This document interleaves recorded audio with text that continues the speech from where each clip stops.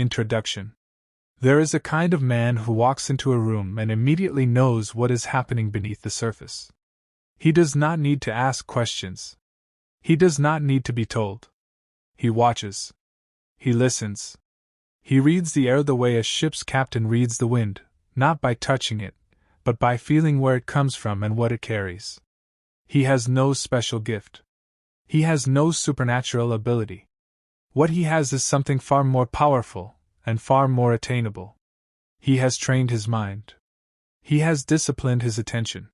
He has studied the oldest, most reliable science in the history of the human race, the science of understanding people. That science was not invented in a laboratory. It was not discovered in a university lecture hall. It was forged in the chaos of a Roman Empire, in the smoke of a slave's quarters, in the quiet of a general's tent at the edge of battle.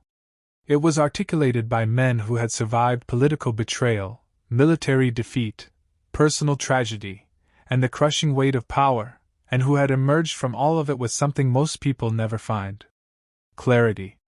The Stoic philosophers, Marcus Aurelius, Epictetus, and Seneca, were among the greatest readers of human nature who ever lived. And what they learned across centuries of hard experience, this script will bring directly to you. You are watching The Stoic Edge. And if this is your first time here, what you are about to hear will not just teach you how to read people. It will transform the way you move through the world. It will change every conversation, every negotiation, every relationship, every moment of silence between words. It will give you something that most people will spend a lifetime never having: a clear, unobstructed view of what other people are actually thinking, feeling, and planning, all without them ever knowing that you can see them. If you are the kind of person who is done being surprised, manipulated, or blindsided by others, if you are the kind of person who wants to move through this world with your eyes fully open, then stay right here. And if this content speaks to you the way it speaks to the men who have built their lives on Stoic philosophy, go ahead and subscribe to The Stoic Edge. Because what we are building here, video after video, is a complete philosophy of living, and this is one of the most important chapters in that philosophy. Let us begin. The Stoic Observer: Why Most People Are Blind. The first thing you must understand about reading people is this: most people are not actually looking. They are reacting. They walk through the world in a state of semi-consciousness, responding to stimuli, chasing comfort, avoiding discomfort, saying what comes to mind without thinking, doing what feels natural without questioning. They do not observe. They participate blindly in the drama around them, and because they are always in motion, always talking, always responding, they see almost nothing of what is actually happening. Marcus Aurelius understood this deeply. In his private journals, which we now know as the Meditations, he wrote about the importance of stepping back from the noise of daily life and cultivating what he called the view from above, a mental position from which a man could see the world not as a participant caught in the current, but as an observer standing on the bank, watching everything flow past with clear eyes. This was not a passive position. It was an act of tremendous discipline.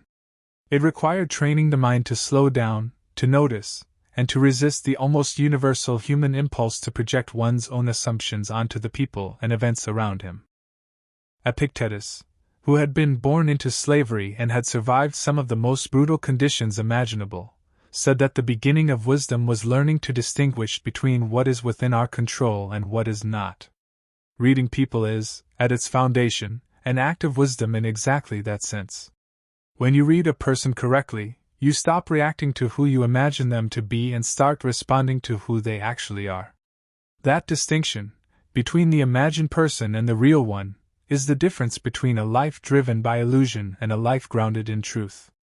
Seneca, writing from the halls of Roman power, warned repeatedly about the danger of taking people at face value.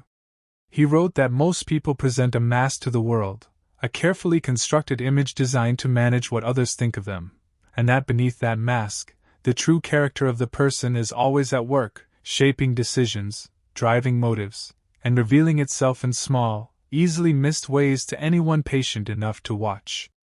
Seneca did not consider himself special for being able to see through that mask. He considered it a duty. A man of reason, he believed, owed it to himself and to the people around him to see clearly. The Stoic observer is not paranoid. He is not cynical. He does not assume the worst about people or approach every relationship with suspicion. What he does is far more sophisticated than that.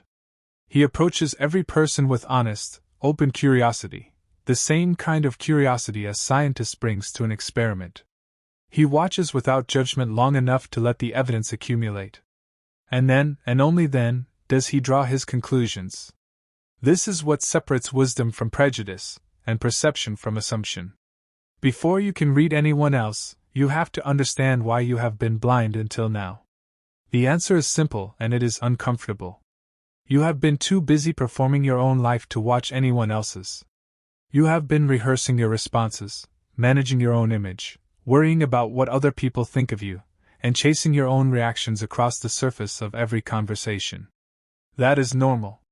That is what almost every human being does. But it is not what the Stoic does. And it is not what you are going to do anymore. The architecture of the mask, what people show and what they hide. Every person you will ever meet is presenting two things simultaneously. The first is their public self, the version of themselves they have constructed for the world, polished through years of social feedback, shaped by what got them approval and what got them rejection, designed to communicate a particular identity. The second is their private self, the actual collection of fears, desires, wounds, ambitions, resentments, and needs that operates beneath the surface of everything they say and do. Reading people is the art of seeing the second through the first. Seneca wrote that a man who had studied nature carefully could read the character of another person the way a physician reads symptoms, not by what the patient says is wrong, but by what the body reveals despite what the patient says. This is an extraordinarily precise analogy. When a person speaks to you, they are telling you one story. But their body, their timing, their word choices, their energy, and their behavior over time are telling you another story entirely. The Stoic reader is like the great physician. He listens politely to the declared story and pays careful attention to the real one. The mask is not always a lie. That is an important distinction to make early. Most people are not consciously deceiving those around them. Most people's masks are the product of survival, the social adaptations they made in childhood and adolescence to navigate the world around them, and which have hardened over time into automatic patterns of behavior. A man who grew up in a household where showing vulnerability was punished will have developed a mask of toughness that he wears without thinking, even in situations where vulnerability would serve him better. That mask is not dishonest in the moral sense. But it is still a mask, and it still hides the real person underneath. Understanding this changes how you approach reading people. You stop looking for deception and start looking for patterns. You stop asking, "What is this person hiding?" and start asking, "What is this person afraid of?" Because beneath virtually every human mask, at the deepest level of personality, the driving force is almost always fear. Fear of rejection, fear of inadequacy, fear of loss, fear of irrelevance. Marcus Aurelius understood this. He wrote that when he felt anger towards someone who had wronged him, he would remind himself that the person acting badly was doing so out of ignorance and fear, and that the appropriate response was not rage but pity, and then action. He did not let pity make him passive, but he let it make him accurate. The architecture of the mask follows certain universal patterns, and once you learn to recognize those patterns, you will begin seeing them everywhere. Some people build their mask around achievement. They need you to know what they have accomplished, because underneath that need is a terror of being seen as ordinary. Some people build their mask around suffering. They need you to know how hard their life has been, because beneath that need is a hunger for validation that was never given to them when it mattered most. Some people build their mask around humor. They deflect everything with laughter, because the alternative is feeling pain they have never learned to sit with. Some people build their mask around knowledge. They need to be the expert in every room, because their deepest fear is being exposed as less than they appear. These are not weaknesses to exploit. These are human patterns to understand. The Stoic does not use what he sees to manipulate or diminish. He uses what he sees to engage more honestly, more effectively, and more compassionately with the people in his world. The man who understands the architecture of the mask becomes a better father, a better leader, a better friend, a better negotiator, and a better judge of who deserves his trust and his time. The language of the body, what no one can fully control. Of all the channels through which a person reveals their true self, the body is the most honest. This is not because people do not try to control their body language. Many people do, and some of them become quite skilled at it. It is because the body's communication system is ancient, automatic, and partially outside the reach of conscious control. The face tightens before the mind has decided to be defensive. The chest closes before the person has processed that they feel threatened. The hands betray nervousness long before the voice does. The body speaks from a deeper level than the conscious mind, and that is precisely why it tells you more. Epictetus taught that the first obligation of a rational being was to pay attention, to the world, to himself, and to the people around him. He believed that attention was not a passive act but an active one, a form of engagement with reality that required effort and training. The Stoic who trains his attention on the body of the person in front of him is not being rude or invasive. He is being the most honest kind of listener, one who hears not just the words being said, but the whole message being sent. The most powerful thing to watch is what the body does during transitions, the moments when a conversation shifts from safe ground to uncomfortable territory. When you ask someone a question that touches on something they would rather not discuss, watch the microsecond between the question and the response. That microsecond is where the truth lives. The body will respond before the face has a chance to compose itself. You will see a slight stiffening of the posture, a micro-expression of discomfort, a brief pause in breath, a subtle shift away from direct eye contact. All of this happens in a fraction of a second, and most people miss it entirely because they are already thinking about what to say next. The position of the feet is one of the most reliable indicators of genuine interest and engagement. The face can smile while the feet point toward the door. The feet point where the mind wants to go. A person who is engaged in a conversation will angle their body, and particularly their feet, toward the person they are talking to. When that engagement diminishes, the feet begin to shift. This happens below the level of conscious awareness for most people, which makes it one of the most honest signals available to the trained observer. Watch the hands, but watch them for what they do when a person is not performing. Everyone knows that nervous people fidget, but the Stoic reader looks beyond the simple signals. He watches how a person handles objects. Does he grip his glass too tightly? Does she fiddle with her jewelry when a particular topic comes up? Does he flatten his hands on the table when he makes a point he is not fully certain of? The hands reveal the relationship between the inner state and the outer world, and in moments of stress or concealment, that relationship becomes visible in ways that are nearly impossible to fake. The breath is perhaps the most underappreciated signal of all. When a person is genuinely relaxed and honest, their breathing is slow, steady, and visible in the expansion of the chest. When they feel threatened, defensive, or dishonest, the breath shallows and quickens. A person who is about to tell a significant lie will often take a slightly deeper breath just before speaking, a physiological preparation for the effort of maintaining a deception. A person who is genuinely comfortable with what they are saying breathes naturally throughout. You do not have to stare at someone's chest to notice this.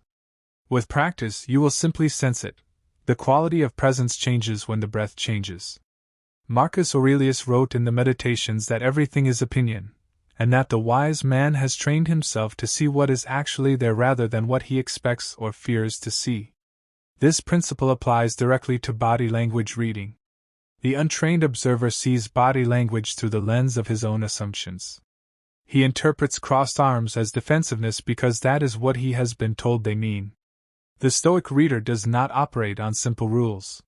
He watches the totality of a person's physical communication and looks for clusters of signals that confirm or contradict each other. A single signal means little. 3 or 4 signals pointing in the same direction mean everything.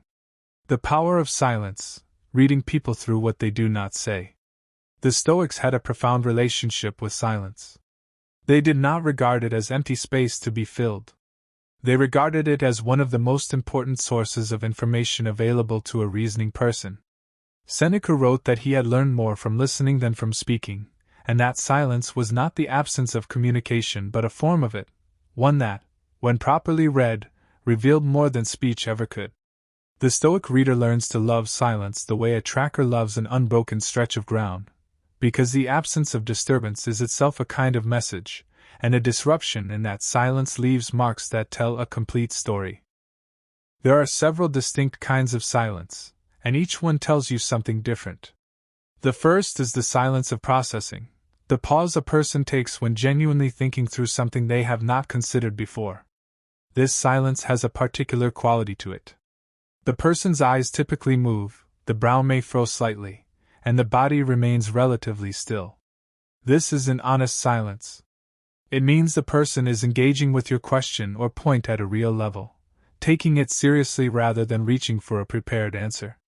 If you ask a man a question and he goes quiet for a genuine moment before responding, take that silence as a sign of respect and engagement. He is not stalling. He is thinking.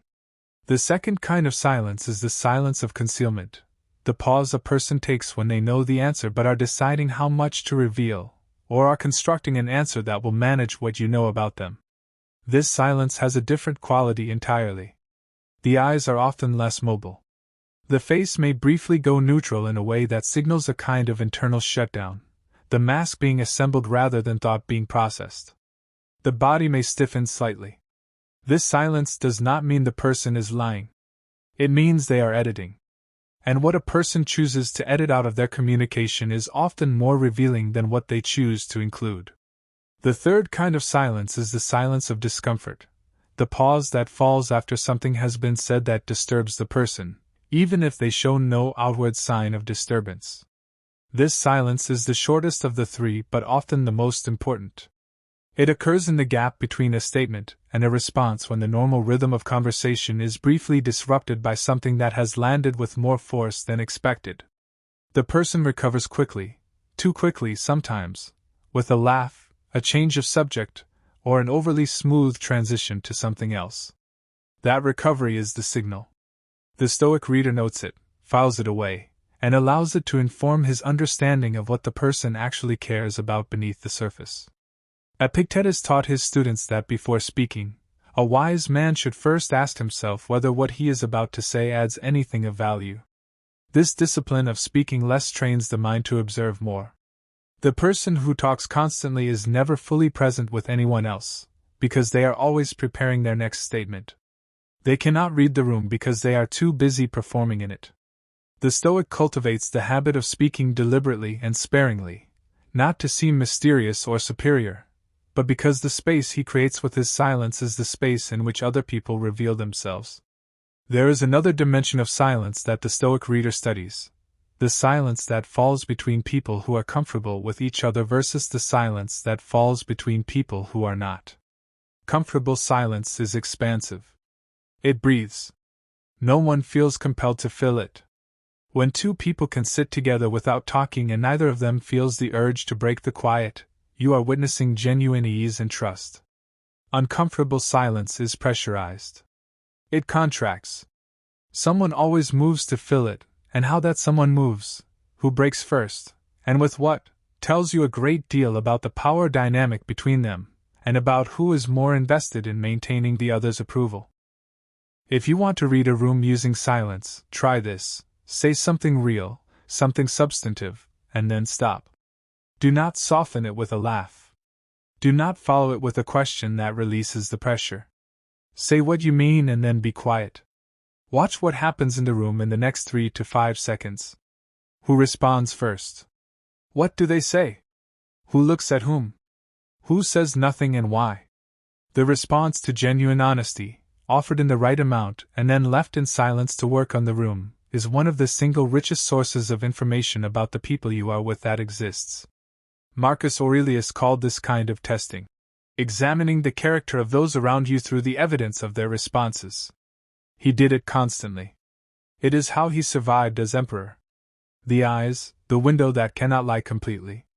There is an ancient saying, repeated across every culture that has ever existed, that the eyes are the windows to the soul.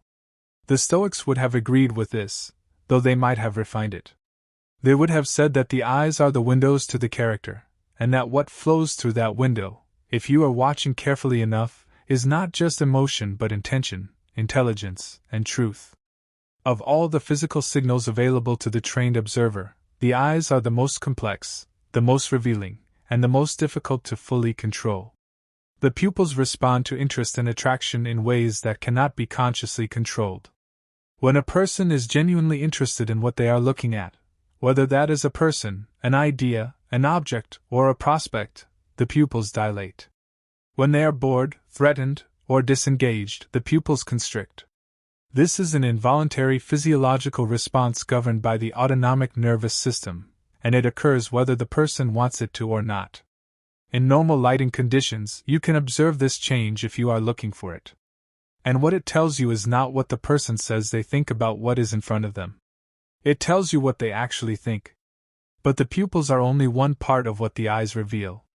Equally important is the direction of the gaze, not in the pop psychology sense of looking up and to the left means lying, which has been largely debunked, but in the more fundamental sense of where attention is actually going.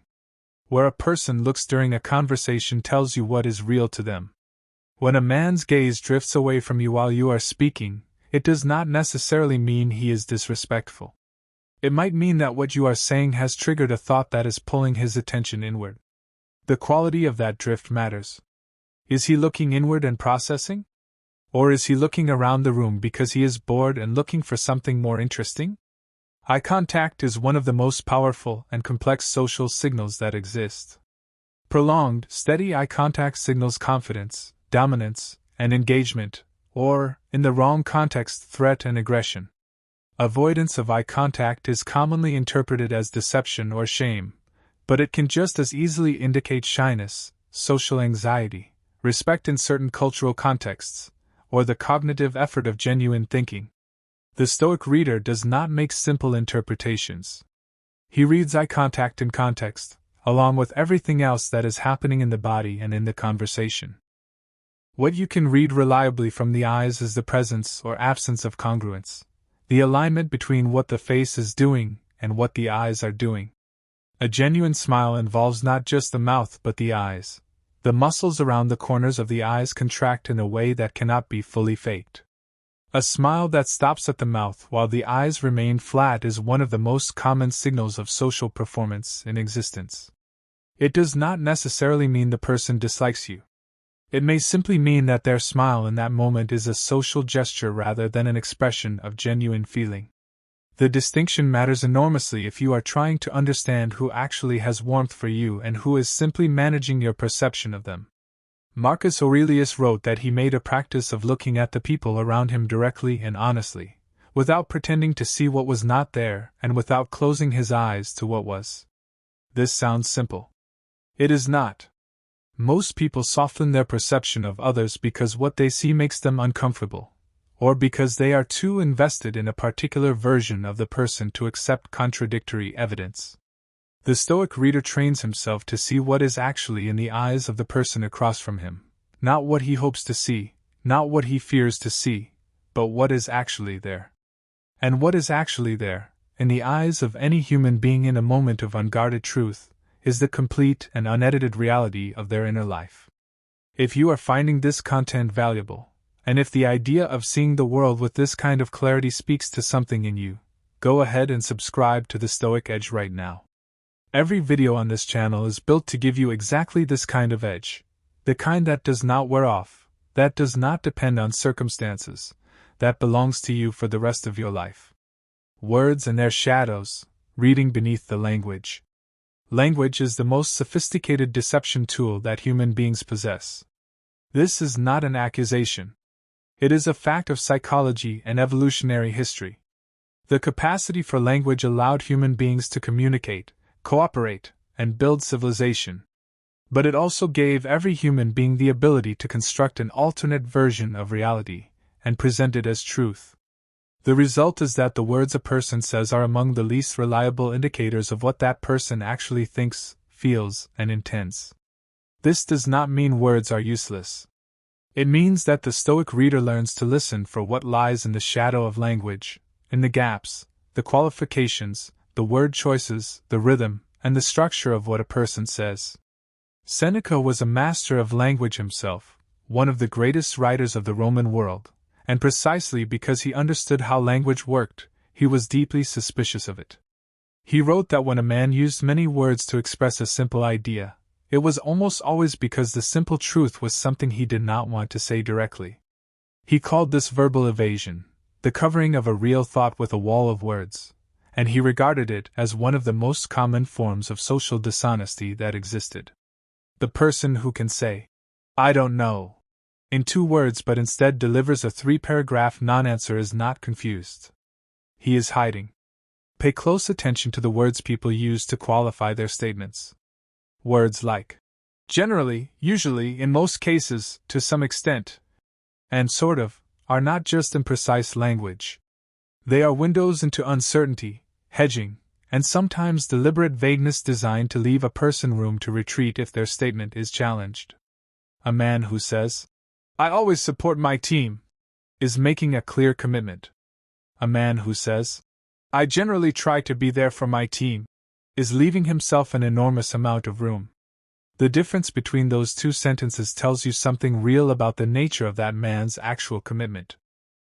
Listen for the pattern of who a person makes the subject of their sentences. People who habitually frame things in terms of I versus we are telling you something about their relationship to responsibility and identity. A person who, when describing a success, consistently says, "We did it," but when describing a failure, consistently says, "They didn't do what they were supposed to," is giving you a precise map of how their sense of responsibility is distributed. They will take credit and distribute blame. This is not necessarily conscious. It is a pattern built into the structure of their language, and it reveals something fundamental about their character. The vocabulary a person uses, independent of their education level, tells you what worlds they live in mentally.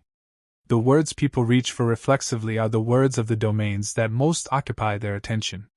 A man who, when talking about almost any topic, reaches for financial metaphors.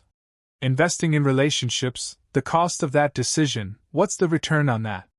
Is a man whose primary mental model is economic. That is not good or bad. But it tells you how he processes the world, what he values, and how to frame things if you want him to actually hear you. Marcus Aurelius was particularly alert to the difference between what people said and what they did. He noted in the Meditations that a man could be judged far more accurately by his actions over time than by any statement he made about himself, however eloquent.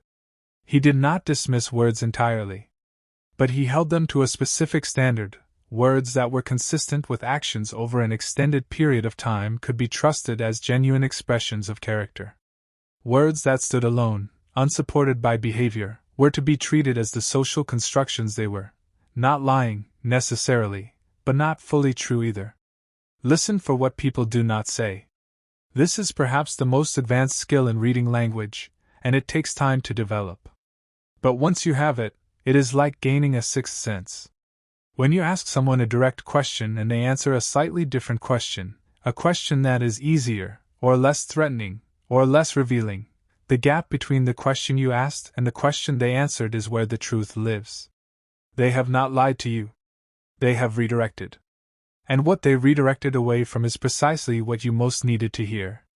Character over time, the Stoic method of reading patterns. Epictetus taught that character was not something a person declared but something they demonstrated, continuously, in the accumulated weight of their choices over time. A man does not show you who he is in a single conversation, or a single day, or even a single year. He shows you who he is in the long chain of decisions he makes when no one he cares about impressing is watching. This is why the Stoic reader is never in a hurry to form a final opinion of a person. He knows that first impressions, however vivid, are profoundly unreliable. He watches the pattern. He waits for repetition. And only when the pattern is clear and consistent does he allow himself to draw conclusions. This approach requires patience, and patience is itself a Stoic virtue. In a culture that values instant assessment, where people form opinions of strangers within seconds based on a photo, a headline, or a 30-second video, The man who reserves judgment until he has real evidence is a rare and formidable figure. He cannot be easily manipulated by performance, because he has learned that performance fades over time and that real character always reasserts itself. He cannot be permanently deceived, because deception requires sustained effort that eventually breaks down under the pressure of circumstance. The most important patterns to watch for are the patterns of behavior under pressure. Anyone can be generous when generosity costs them nothing. Anyone can be loyal when loyalty is easy. Anyone can be honest when the truth is convenient. What a person does under real pressure, when being generous costs them something they do not want to lose, when loyalty requires sacrifice, when honesty would be genuinely painful, that is when you see the actual dimensions of their character. This is what Seneca meant when he wrote that prosperity reveals one kind of man and adversity reveals another. He was not saying that adversity makes a man better or worse. He was saying that adversity strips away the performance and shows what was always underneath. Watch how a person treats people who can do nothing for them. This is one of the oldest and most reliable tests of character in existence, and it works precisely because most people do not realize they are being tested. A man who is unfailingly charming to powerful people and contemptuous or indifferent to those he considers beneath him is showing you his real values in the clearest possible way. His warmth is strategic. His consideration is conditional. The Stoic reader notes this pattern quickly and adjusts his assessment accordingly. He does not condemn the man. But he does not make the mistake of trusting the warmth, because he knows it is not real. Watch how a person responds to being wrong. This is another powerful character diagnostic. Some people, when confronted with evidence that they were mistaken, absorb the information gracefully, acknowledge it without drama, and adjust their position. These are people with genuine security, people who do not need to be right more than they need to be accurate. Other people, when confronted with the same evidence, deflect, minimize, counterattack, or simply pretend the evidence was not presented. These are people whose identity is so tied to being right that being wrong feels like an existential threat. They will exhaust you trying to maintain a position they know is untenable, and they will dislike you for having seen through it. Marcus Aurelius was deeply aware of this pattern in himself and in others. He wrote repeatedly about the importance of changing course when reason demanded it, without shame or resistance. He considered the willingness to be corrected not a weakness but one of the defining marks of a rational, mature person. He watched this quality in the people around him, and used it as one of his primary tools for identifying who could be trusted with real responsibility, and who could not. The person who cannot be wrong cannot be fully trusted with truth, because they will always prioritize being right over being accurate, and that priority will distort everything they tell you and everything they do. One more pattern that the Stoic reader watches is the pattern of how a person handles their word. A person who consistently does what they said they would do, in small things as well as large, is a person whose character is reliable. A person who consistently falls slightly short of what they promised, who is almost always almost where they said they would be, almost as prepared as they said they would be, almost as committed as they said they would be, is showing you that their promises are social gestures rather than genuine commitments. They are not necessarily bad people. But their word is not worth what they think it is, and the Stoic reader knows not to build on a foundation that has shown itself to be approximate. Energy and presence, the information beyond words and body. There is a dimension of reading people that goes beyond body language, words, and observable patterns of behavior. It is less scientific in the conventional sense, but it is no less real, and the Stoics understood it deeply. It is the quality of a person's energy, the overall impression of their inner state that registers before they have spoken, before their body language has been consciously observed, before their word choices have been analyzed. Every experienced person knows what this feels like. You meet someone and within moments you sense whether they are at peace with themselves or at war with themselves, whether they carry lightness or heaviness, whether being in their presence makes you feel more alive or slowly drains you. Seneca described this phenomenon with remarkable precision for a man writing 2,000 years ago. He wrote that spending time with people who are troubled in their souls was dangerous not because anything specific was said or done, but because the quality of agitation was contagious in ways that were difficult to name. He advised choosing one's companions with care, not just on the basis of their stated values but on the basis of the actual quality of their inner life as experienced in their presence. He believed that the condition of a person's soul was communicated to those around them continuously and invisibly, and that a man of developed sensitivity could perceive this communication with considerable accuracy. What Seneca was describing is what we now understand, in part, as emotional attunement, the capacity to register and respond to the emotional states of others without necessarily being able to articulate what you are perceiving. The Stoic reader is highly attuned, but he is not at the mercy of what he perceives. This is a critical distinction. The emotionally reactive person picks up the energy of others and is swept along by it, becoming happy when others are happy, anxious when others are anxious, angry when others are angry, without choosing any of it. The Stoic reader perceives the energy of others and remains grounded in his own state, using what he perceives as information rather than being absorbed by it. Developing this quality of perception begins with developing a deep familiarity with your own inner state. This is why self-knowledge was the foundation of Stoic philosophy, not a secondary concern. You cannot accurately perceive the emotional reality of another person until you know the quality of your own emotional reality clearly enough to feel the difference when something from outside shifts it. The person who is constantly flooded with their own unexamined feelings cannot distinguish between what is theirs and what belongs to the person across from them. They read themselves when they think they are reading others, and the result is projection rather than perception. Marcus Aurelius trained himself in this kind of inner clarity through the daily practice of examination, the habit, which he describes throughout the Meditations, of pausing regularly throughout the day to observe his own inner state, to name what he was feeling and thinking without judging it, and to assess whether his responses to events were arising from reason or from unexamined reaction. This practice, done consistently, creates an extraordinary degree of inner clarity. And that clarity becomes the instrument through which external reality is perceived with precision. A clear mirror reflects accurately. A mirror that is dirty or cracked distorts everything it reflects. When you are with someone and the quality of the space around you changes, when a lightness enters or a heaviness settles in, trust that perception. It is not imagination. It is your nervous system registering information that your analytical mind has not yet processed. The Stoic reader does not dismiss this kind of perception as unscientific or mystical. He holds it lightly, does not overinterpret it, and allows it to become one additional piece of evidence alongside everything else he is observing. But he does not ignore it either. The body knows things before the mind can articulate them. The art is learning to listen to the body without being controlled by it. The art of the question, how to draw people out without seeming to try. One of the most powerful tools in the Stoic reader's arsenal is the well-crafted question.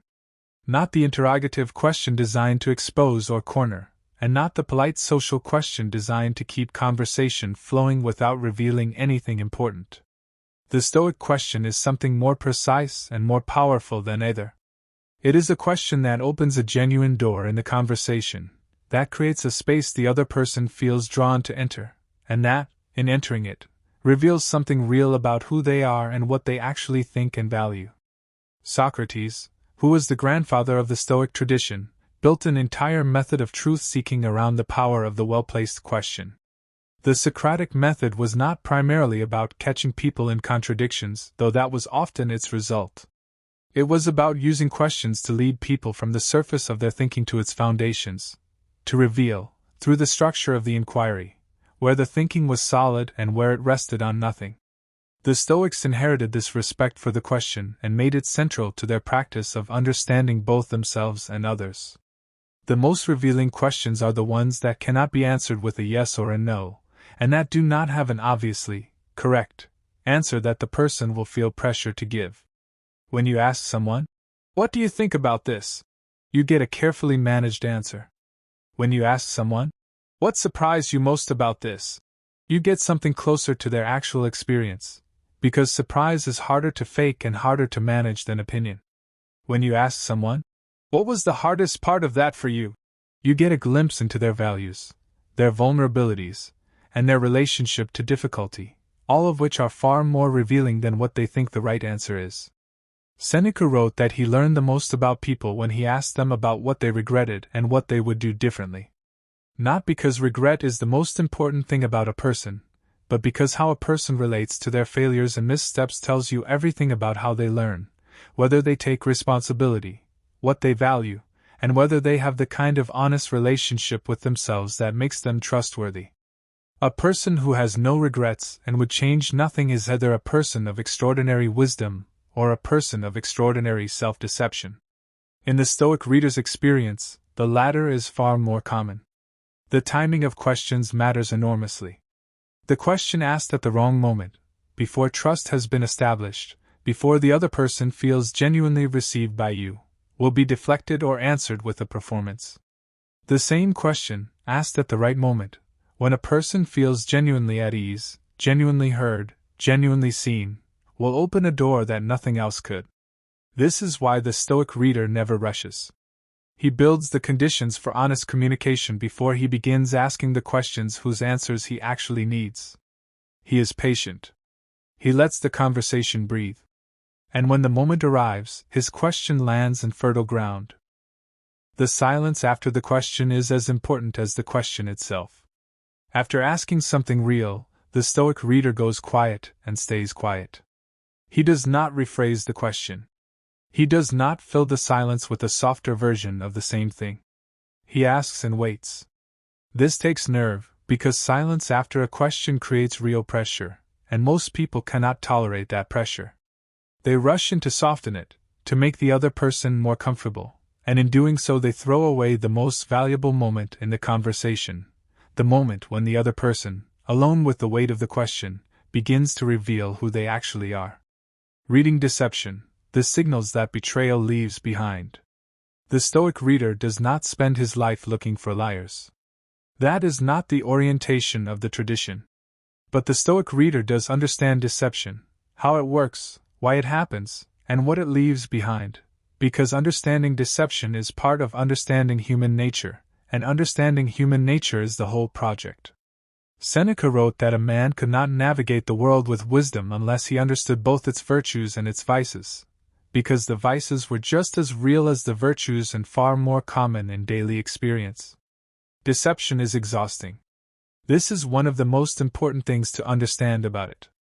Maintaining a false version of reality requires sustained cognitive effort. The deceiver must remember what they have said, keep the invented version consistent across time, manage the physical responses of their own body, and remain alert to any line of questioning that might expose the gap between the fiction and the truth. All of this simultaneously, while attempting to appear entirely natural. The strain of this effort leaves marks, and those marks are what the Stoic reader looks for. The most reliable signal of deception is not any single behavior but a cluster of behaviors that appear together and represent a departure from the person's baseline. This is why establishing a baseline is so important. Before you can read what is abnormal in a person's behavior, you need to know what is normal for them. A person who normally makes comfortable eye contact but suddenly avoids it is giving you information. A person who never makes comfortable eye contact and continues to avoid it is giving you nothing in particular. That is simply their baseline. The deviation from baseline is the signal. The baseline itself is neutral. Common departures from baseline that accompany deception include an increase in the complexity of language. People tend to over-explain when they are constructing a false account, because the invented version requires more scaffolding than the truth. They also often include more unnecessary detail than the truth would require. A person telling you the truth about where they were last night gives you a simple, unadorned account. A person constructing a false account often gives you more than you asked for, more context, more supporting details, more explanation of why they did what they did, because they are unconsciously trying to make the false account feel as solid and convincing as the truth. Watch for what Seneca called the micro-contradiction, the small, easily missed inconsistency between two things a person has said at different moments in the same conversation. Deception is maintained by conscious effort, and conscious effort is not uniform. There will be moments when the vigilance slips, usually when the conversation moves to something that feels safer, and then unexpectedly doubles back to the territory that required the deception. In that moment of surprise, the person may say something that does not fully align with what they said before, and if you are listening carefully, you will hear it. Epictetus taught that the truth was always simpler than its imitation, and that simplicity was therefore a reliable sign of authenticity. This is not always the case. Complex truths exist, but as a general principle it is sound. When someone's account of something is unusually complicated, when the story requires many moving parts all of which happen to align perfectly, when the explanation for a discrepancy is elaborate and detailed, pay attention. Truth tends to be plain. It does not need to construct a case. It simply reports what happened and lets that report stand on its own. The most important thing to remember about deception is this: it reveals fear. Nobody deceives without a reason, and the reason is almost always fear: fear of consequences, fear of judgment, fear of loss. When you discover that someone has been deceptive with you, the Stoic reader's first question is not, "How could they?" but, "What were they afraid of?"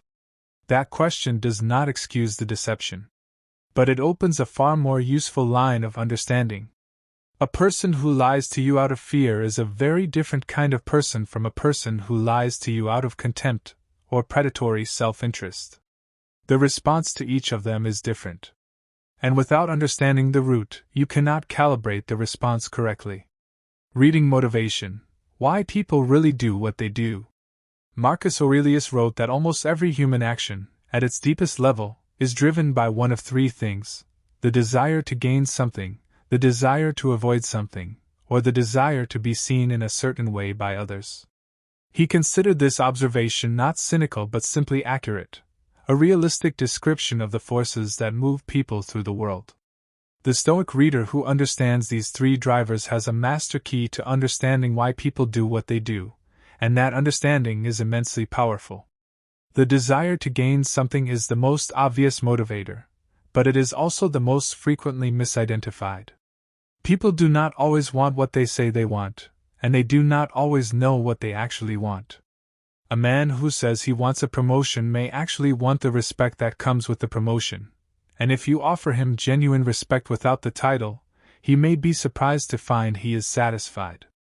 A woman who says she wants a different partner may actually want the feeling of being chosen, deeply and unambiguously, and if she finds that feeling in her current relationship, the desire for change disappears. Understanding the real object of desire, the emotional need beneath the stated want, is one of the most powerful forms of reading available to the Stoic practitioner. The desire to avoid something is an even more powerful driver than the desire to gain, for the simple reason that the human brain is wired to treat loss as more significant than equivalent gain. This has been confirmed repeatedly in behavioral psychology, but the Stoics understood it intuitively. What a person is afraid of losing tells you more about their values than what they say they want to gain. A man who is obsessed with maintaining his reputation is showing you that reputation is his primary value. A man who is willing to sacrifice almost anything to avoid conflict is showing you that peace, even at the cost of truth and dignity, is what he treasures most. These are not judgments. They are data points. The desire to be seen in a certain way, what the Stoics called the need for the approval of others, is perhaps the most universal of the three drivers, and the one that most reliably distorts human behavior. Epictetus spent enormous amounts of energy teaching his students to free themselves from this particular drive, because he understood how completely it could commandeer a person's life. The man who does what he does primarily to be seen a certain way is not living his own life. He is living the life of the audience he has invented in his mind, performing constantly for a crowd that barely notices him. This man will contradict himself regularly, will change his positions based on social weather, and will sacrifice what he actually believes and values at the altar of what he thinks will gain him approval. Understanding which of these three drivers is primary in a person at any given moment gives you the ability to understand their decisions in a way that looks almost prescient to those who are watching without the framework. The Stoic reader who knows that a man is primarily driven by the desire to avoid loss will be able to predict his reactions to risk. The reader who knows that a woman is primarily driven by the need to be seen in a certain way can anticipate which choices she will make when those two things are in conflict. The reader who knows that a colleague is primarily driven by the desire to gain something specific knows where the conversation needs to go if genuine agreement is the goal. But the deepest application of this understanding is not about predicting behavior. It is about developing compassion. Marcus Aurelius returned to this theme repeatedly in the Meditations. Once you understand why a person does what they do, it becomes very difficult to hate them for it. Their behavior, however frustrating or even destructive, makes sense in the context of their drives and their fears. That sense, that coherent understanding of why a person is the way they are, does not obligate you to accept what they do or to tolerate what is harmful. But it does release you from the corrosive emotion of contempt, which clouds judgment and diminishes the reader as much as it diminishes the person being read. The social mask in groups, how people change when others are watching. One of the most important and often overlooked arenas for reading people is the group setting. People behave differently in groups than they do one-on-one, and the differences are not random. They are structured and predictable in ways that reveal character at a level that individual conversations rarely reach. When a person is alone with you, they can modulate their presentation fairly effectively. In a group, the social dynamics become too complex to fully manage, and the real person emerges in the gaps between the performance. The first thing to watch in any group setting is where a person positions themselves physically. Does he instinctively move toward the center of the space, where the most social energy and visibility is concentrated? Or does he gravitate toward the edge, where he can observe without being observed as readily? Neither position is better. But each position tells you something about the person's relationship to social power and social exposure. The center seeker is comfortable being watched and possibly needs to be watched. The edge dweller is comfortable observing and may be deliberately invisible, which can mean either shyness or something more strategic. Watch how a person's behavior changes when a new, high-status figure enters the group. The shift in behavior, the sudden increase in laughter, the leaning forward, the increase in eye contact with the new arrival, the subtle repositioning of the body, all of this tells you something about the person's orientation towards status and power. The man who barely changes when someone important walks into the room is either genuinely secure in himself, or has reached a level of status where he does not need to compete. The man who immediately begins performing, louder, funnier, more confident, more agreeable, is showing you that his behavior is fundamentally responsive to the perceived approval of those he considers important. Watch who speaks and who listens in a group conversation. More precisely, watch who is permitted to speak without interruption and who is not. The hierarchy of any group is revealed most clearly not in what people say but in the courtesy they extend to one another. In a group where real power dynamics are at play, the people with less power are interrupted more frequently. Their ideas are attributed to someone else when repeated later, and their contributions receive less verbal acknowledgement. All of this happens largely below the level of conscious awareness. The people doing it are not necessarily aware that they are doing it. But they are doing it, and the Stoic reader sees it clearly. Seneca wrote that a man's true character was most visible in how he treated those who could do nothing for him. But he might equally have written that a man's character was most visible in how he behaved within a group when he thought the right people were not looking. There is always a moment in any social gathering when the performance briefly lowers, when the group has settled into itself and people are no longer quite as conscious of managing their impression. In that moment, the real relationships between people become briefly visible. Who genuinely enjoys whom, who is tolerating whom, who is afraid of whom, who is performing for whom. The Stoic reader is always watching for that moment. Leadership in a group is another rich vein of information. In formal settings, leadership is assigned. But in informal settings, leadership emerges naturally, and who emerges as the informal leader, and by what means, tells you a great deal about the values of the group as a whole. Does the person who steps into informal leadership do so through the quality of their ideas? Through the force of their personality? Through social manipulation? Through the management of others' fear? Through genuine warmth and the creation of safety? The method matters as much as the outcome. and watching that method unfold in a group setting is one of the clearest windows into character that the Stoic reader has available to him. The Stoic reader's greatest tool, empathy without merger. There is a form of human perception that is sometimes confused with weakness but is actually one of the most powerful tools available to the Stoic reader. It is the capacity for genuine empathy, the ability to feel, from the inside, something of what another person is experiencing. Not sympathy, which is feeling for someone from your own position. Empathy is feeling with someone, temporarily inhabiting their perspective closely enough to understand it from the inside. This is not a soft skill. It is a precision instrument, and when wielded with Stoic discipline, it is formidable. Marcus Aurelius cultivated empathy deliberately. In the Meditations, he repeatedly directed himself to consider the perspective of the person who had wronged him, or the circumstance of the person he was judging, before allowing himself to react. He did not do this to excuse wrongdoing. He did it to understand it, and through understanding it, to respond to it with both firmness and wisdom rather than with simple reactive emotion. This was not easy for him. The Meditations make clear that these were genuine struggles, genuine internal arguments he had with himself. But he kept returning to the practice because he knew that it made him more accurate, more just, and more effective as a ruler and as a human being. The key distinction the Stoics drew, and the one that separates Stoic empathy from what might be called emotional entanglement, is the distinction between perceiving another's emotional reality and being captured by it.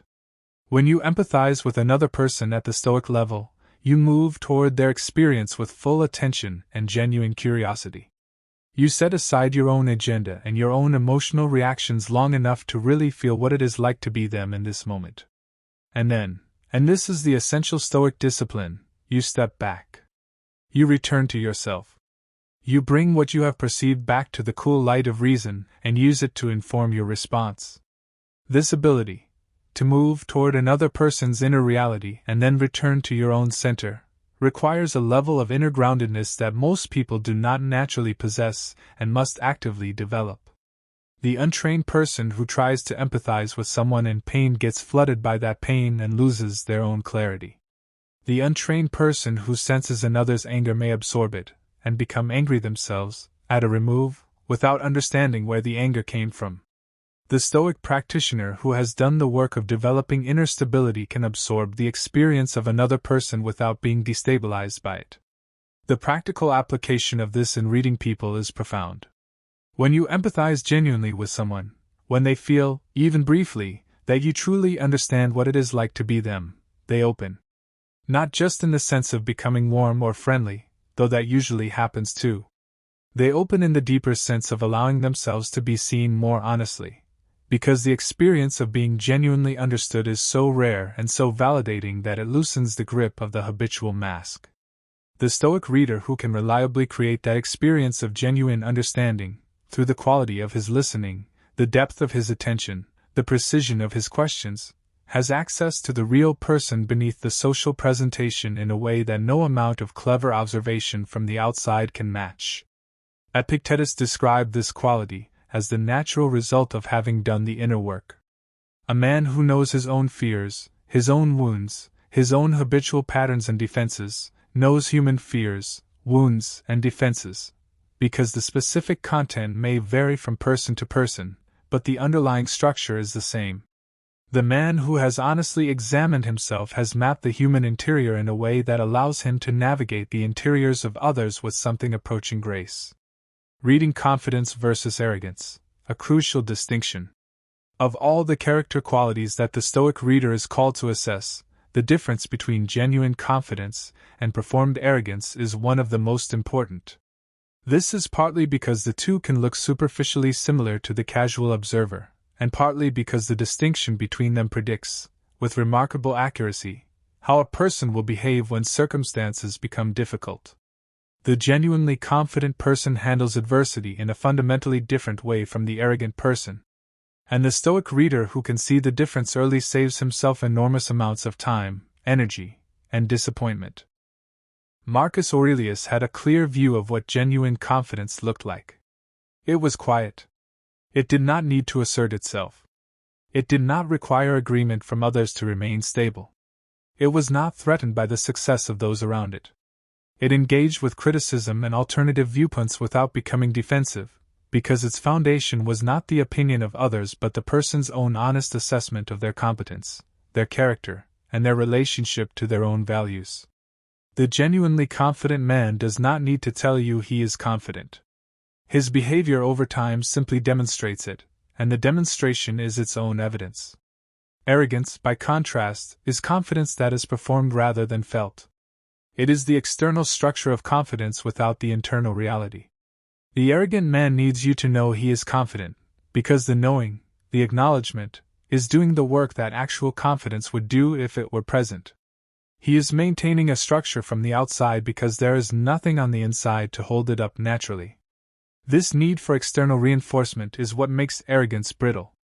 It can be shattered by a single well-placed challenge, a single public failure, a single moment in which the performance is not acknowledged the way the arrogant person needs it to be. The clearest behavioral difference between confidence and arrogance is in how each responds to being questioned or challenged. The genuinely confident person welcomes a good challenge. He engages with it directly, considers it honestly, and is willing to update his position if the challenge reveals something he had not previously seen. This engagement is not anxious or defensive. It is intellectually interested, almost pleasured, the way a strong chess player feels when met with a worthy opponent. The confident person is made better by good challenges, and he knows it. The arrogant person, when challenged, does not engage with the content of the challenge. He manages the threat to his image. He deflects, dismisses, or attacks the challenger's credibility. He changes the subject. He invokes his credentials or his experience as a reason why the challenge is invalid without actually addressing its substance. He responds to the emotional experience of being questioned rather than to the intellectual content of the question. This pattern, responding to the emotional valence of a challenge rather than its substance, is one of the clearest signs of arrogance that the Stoic reader can observe. Seneca observed that the most dangerous form of arrogance was not the obvious, bombastic kind that announces itself loudly and is easy to identify.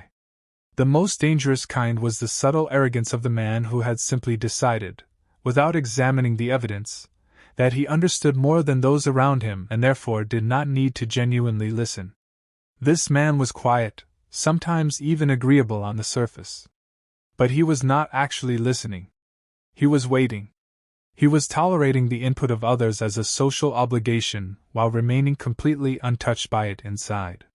This is the arrogance of the closed mind, and it is more common than the obvious kind, and far more damaging to the people who trust the person who carries it.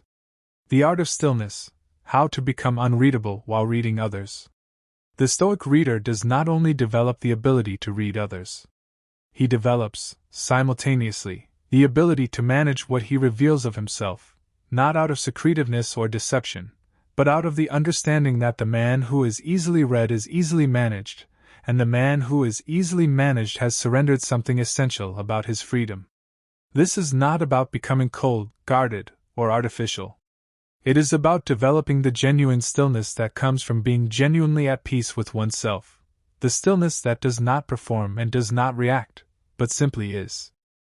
Epictetus called this the citadel of the self, the inner fortress that no external circumstance could breach if a man had built it properly through years of discipline and right thinking. From inside this citadel, the Stoic could observe anything, insult, praise, threat, temptation, without being destabilized. This inner fortress was not hardness. It was groundedness. The man in his citadel could feel deeply. He could engage fully. But his reactions arose from his own values and reasoning, not from the emotional weather of the room he was in. The practical result of cultivating this inner stillness is that you become, to a significant degree, unreadable. Not because you are hiding anything, but because you are not performing anything. The people reader who has not developed inner stillness is constantly looking for performance to interpret, for emotion to track, for reaction to read, for behavior to analyze.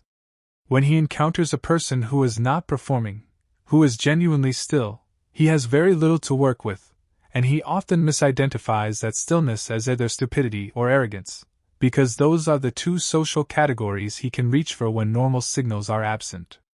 The genuinely still man, the Stoic practitioner who has done the inner work, communicates something that is deeply unsettling to those who are accustomed to managing others through their emotions.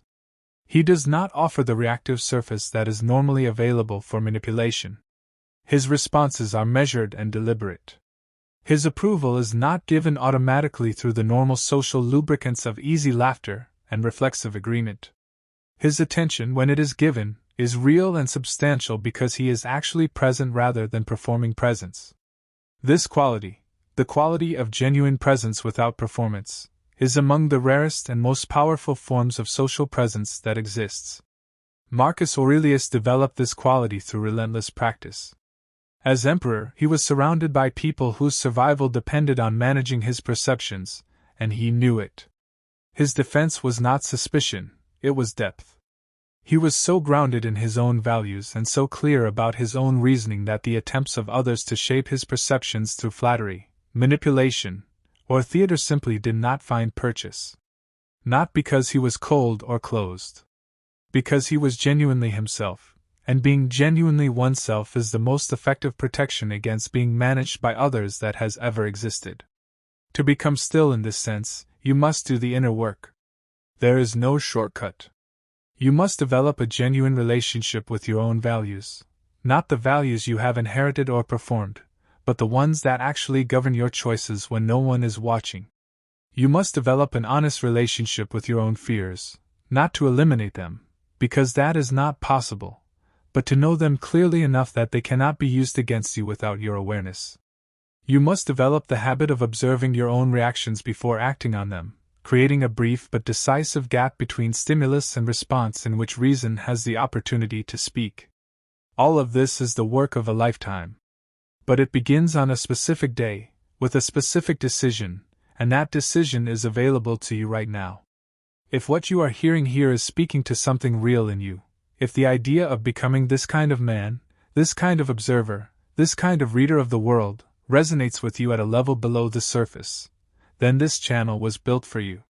Subscribe to the Stoic Edge and make this your regular practice, because what we are building here, video by video, is the complete philosophy of the man who moves through the world with his eyes open and his mind clear. Reading ambition, the difference between drive and hunger. One of the most important character assessments available to the Stoic reader is the assessment of a person's ambition. Not whether they have it, but what kind they have, where it comes from, and what it is ultimately in service of. Ambition is not a simple thing. It presents very differently depending on its source, and those differences have enormous implications for the kind of person you are dealing with and the kind of relationship that is possible with them. The first kind of ambition is what might be called creative drive, the ambition that arises from a genuine love of what one does and a desire to do it at the highest possible level. This kind of ambition is self-referential. It measures itself against the standard of excellence it has set for itself, not primarily against the achievement of others. The person with this kind of ambition is often deeply absorbed in their work, frequently oblivious to the social dynamics of their field, and genuinely indifferent to recognition in the moments when their work is going well. They want recognition, in the way that all human beings want to be seen and valued. But the recognition is not the fuel. The work is the fuel. The second kind of ambition is what might be called status hunger, the ambition that arises not from love of the work but from the need to be above others, to be recognized as superior, to occupy a position that makes the hunger for significance feel temporarily satisfied. This kind of ambition is always comparative. It measures itself not against the standard of excellence but against the position of specific other people. The person with this kind of ambition is not primarily interested in what they are building, they are interested in being seen as the person who has built the most impressive thing. When they succeed, they look around to see if others have noticed. When others succeed, they feel a genuine, visceral discomfort that they may or may not try to disguise. Seneca had a precise and memorable way of describing the difference. He wrote that the man who seeks honor because he loves excellence will find honor as a natural consequence of his excellence. The man who seeks honor as the primary goal will find it a slippery and exhausting pursuit, because it always requires more, and the amount he has never feels like enough. The first man's ambition ennobles him. The second man's ambition slowly empties him, no matter how much he accumulates. Marcus Aurelius was deeply aware of this distinction within himself, and the Meditations are in many ways a long, honest, sometimes agonized record of his attempts to ensure that his own ambition remained aligned with his values rather than with his need for approval. He was emperor of the most powerful empire in the world, and he knew that the role itself was a continuous temptation toward the second kind of ambition. He wrote to himself regularly about the emptiness of fame, the brevity of life, and the importance of remembering that what mattered was not what others thought of him, but whether his actions were genuinely worthy of a man who governed himself well. To distinguish between these two kinds of ambition in the people you encounter, watch what they celebrate. The person with creative drive celebrates the quality of the work, their own and others. They are genuinely delighted by excellence wherever it appears, because excellence is what they love, and seeing it anywhere feels like contact with the thing they care about most. The person driven by status hunger celebrates their own achievements, and is made uncomfortable by the achievements of others who are in their perceived competitive field. They may express approval of others' work, but it has a particular quality, a quality of assessment rather than delight, of calculation rather than genuine admiration. Loyalty and betrayal. How to read who will hold and who will fold. Of all the character qualities that a man needs to assess correctly, loyalty is among the most consequential. The person who is reliably loyal is one of the rarest and most valuable people you will ever encounter. The person who is loyal only when it is convenient, who will hold to the relationship as long as it costs nothing and fold at the first test, is the person whose presence in your life creates a specific kind of risk, because he will be there at precisely the moments when you do not need him and absent at precisely the moments when you do. Epictetus taught that true loyalty was a function of character, not circumstance. A man who was loyal when it was easy was not demonstrating loyalty, he was demonstrating the absence of incentive to be disloyal.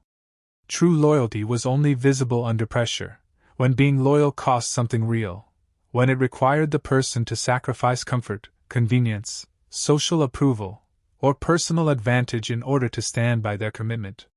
In those moments, the genuinely loyal person holds. The circumstantially loyal person folds. And the Stoic reader, who has been watching carefully, is never surprised by which is which when the moment arrives. The signals of genuine loyalty are visible long before they are tested. They live in the small behaviors, the consistency of a person's advocacy for you when you are not present, the care they take with information you have trusted them with, the degree to which they hold to the commitments they have made to you even when holding to them is inconvenient. A person who speaks well of you behind your back, who treats your confidences with respect, who follows through on small promises without being reminded, is building a pattern of behavior that the Stoic reader recognizes as the substrate of genuine loyalty. The pattern is the prediction. The signals of conditional loyalty are equally visible, though people tend to rationalize them away because they would rather believe in a person's loyalty than face the evidence that it is not there. Watch for the person who is enthusiastically supportive of you when you are doing well and subtly unavailable when you are struggling. Watch for the person who speaks of you with slightly different energy when you are not in the room, not necessarily badly, but with a distance, a detachment, that contrasts with how they engage with you directly. Watch for the person whose loyalty to others has visibly evaporated in the past when those others stopped being useful or impressive. History is the best predictor available. How a person has treated others in the past is how they will treat you in the future, once the circumstances are similar enough. Seneca wrote that the only true friendship, which is to say, the only true loyalty, was the kind based not on what the other person had or could provide, but on who they were at the level of character. This kind of loyalty was rare, he acknowledged, but it was the only kind that could withstand the full range of what life would inevitably bring. The loyalty based on mutual benefit lasted as long as the benefits were mutual. The loyalty based on genuine character lasted through everything. Marcus Aurelius, who as emperor was surrounded by people whose lives and fortunes depended on his approval, had developed an extraordinary ability to distinguish genuine loyalty from its performance. He did not trust people who agreed with him reflexively or who praised him elaborately. He trusted people who told him the truth even when the truth was uncomfortable, who maintained their positions under pressure, and who treated him with the same quality of regard whether he was listening or not. These were the rarest people in his world. But he found them, and he valued them above all others. The Stoic reader in conflict: how to read people when emotions run high. The most challenging arena for reading people is the arena of conflict. When emotions run high, when anger, fear, hurt, or humiliation are active in a situation, the normal social masks come down, but the signals also become harder to read, because what you are seeing is not the person's considered behavior but their automatic, conditioned response to threat or pain. Reading a person accurately in conflict requires the highest level of Stoic discipline, the ability to remain calm when those around you are not, to observe clearly when the air is charged with emotion, and to respond to what is actually happening rather than to the emotional weather of the moment. The first thing to understand about conflict is that almost nothing said in the heat of it should be taken as literal truth. When a person says, "I hate you," in a moment of fury, they are not expressing a measured assessment of their emotional relationship with you. They are expressing the intensity of their pain. The Stoic reader does not take the literal content of emotionally charged statements at face value. He reads the emotion beneath the content. He asks not, "What does this person mean?" but, "What is this person feeling, and what does that feeling tell me about what they need?" Marcus Aurelius was precise about this in the Meditations. He wrote that when someone treated him with anger or contempt, his first obligation was to remind himself that this person was suffering, that the anger was a symptom of pain, fear, or a feeling of injustice, and that the appropriate response was not to match the anger but to meet it with the steadiness that he wished the other person could find within themselves. This did not mean he was passive or that he accepted unjust treatment. It meant that he engaged with the reality of the situation, the real emotional dynamics at play, rather than with the surface drama. In conflict, watch for what escalates and what de-escalates. Some people, when a conflict begins to intensify, move toward resolution, they de-escalate, they seek common ground, they work to reduce the emotional temperature. Other people, when conflict intensifies, escalate further, they raise their voice, they introduce new grievances, they push harder. The person who escalates conflict is not necessarily a bad person, but they are telling you something important about their relationship to anger, to power, and to the feeling of being heard. They escalate because they have learned, often in childhood, that escalation is what gets them the response they need. The Stoic reader recognizes this pattern, does not reinforce it by matching its energy, and understands that what the person actually needs is rarely what they are demanding. Watch for the specific language of blame. In conflict, people reveal their relationship to responsibility through the structure of their accusations. A person who says, "You always do this," is not just frustrated with the specific event. They are drawing on a pattern, real or perceived, that predicts their experience with you. A person who says, "I feel hurt when this happens," is taking ownership of their emotional experience even in the midst of conflict, a marker of genuine emotional maturity. A person who cannot construct a statement about their own experience without making it primarily about the other person's fault has not yet developed the inner resources to engage honestly with conflict. None of this makes them wrong about what happened. But it tells you a great deal about what resolution is possible, and what process will actually get you there. What the Stoics knew about human nature that most people still don't. We have moved through 32 sections of exploration, and in doing so we have covered an enormous amount of ground, from the architecture of the mass to the reading of manipulation, from the language of the body to the gift of discernment. But there is a single overarching insight that runs beneath all of it, that connects all the specific skills and observations and principles we have discussed, and that represents the deepest contribution the Stoic tradition makes to the understanding of human nature. It is worth stating it directly before we close. The Stoics knew that human beings are far more similar to each other than they are different. This sounds like a platitude, but it is not. It is a radical philosophical claim with profound practical implications. At the surface level, the level of personality, culture, education, circumstance, and individual history, human beings appear extraordinarily diverse. The range of human behavior, from the most admirable to the most horrifying, seems to confirm this diversity at every turn. But the Stoics looked beneath the surface, at the structure of human nature itself, at the architecture of fear and desire, the mechanisms of self-deception, the patterns of character development, the universal needs for significance and belonging and truth, and what they found was a remarkable commonality. Every human being fears something. Every human being wants something. Every human being has a gap between who they actually are and who they believe they are, and navigates that gap with a combination of honesty and self-deception in proportions unique to their development. Every human being is capable of genuine virtue and genuine vice, and the actual proportions of each and any individual's behavior are the product of choices made across a lifetime rather than of any fixed nature or destiny. Every human being can change.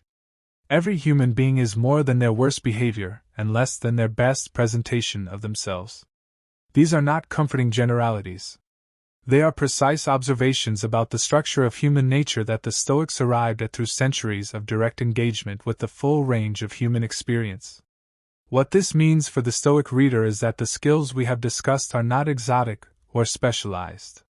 They are, at their deepest level, the skills of genuinely paying attention to what human beings actually are.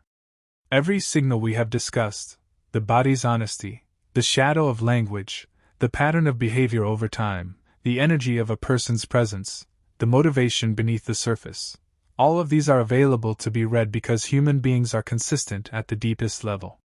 They follow patterns that are universal even when expressed uniquely. And the reader who has learned to see those patterns in himself first has already learned most of what he needs to see them in everyone else. Marcus Aurelius, Epictetus, and Seneca, three men from completely different social positions, different backgrounds, different circumstances, arrived at essentially the same understanding of human nature through essentially the same method: rigorous, honest, sustained observation of themselves and of the world around them. They disagreed on specific philosophical questions. They had different emphases and different strengths. But on the fundamental question of what human beings are, and what they need in order to live well, they were in remarkable agreement. And that agreement across centuries, across vastly different personal experiences, across the whole range of human social circumstances from slave to emperor, is itself evidence that what they were seeing was real. The invitation of the Stoic edge has always been this: to take these ancient observations seriously enough to actually apply them to your life. Not as historical curiosities, not as philosophical exercises, but as living tools for the actual practice of being a human being in the actual world you inhabit. The man who does this, who takes the Stoic understanding of human nature and uses it as the lens through which he engages with every person and every situation in his daily life, is doing something genuinely rare and genuinely powerful. He is living with his eyes open in a world that does almost everything it can to keep them closed. That man is who this channel is for. That practice is what this channel supports. And that life, the examined life, the clear-eyed life, the life of the Stoic reader who moves through the world with full attention and genuine depth, is what is available to you on the other side of the commitment to this practice. Subscribe to the Stoic Edge. The work continues. The edge sharpens. And the man you are becoming with every video, every practice, every honest moment of self-examination is worth the effort of becoming. Without question. Without reservation. He is worth it. The Stoic Edge, for the man who refuses to live blind.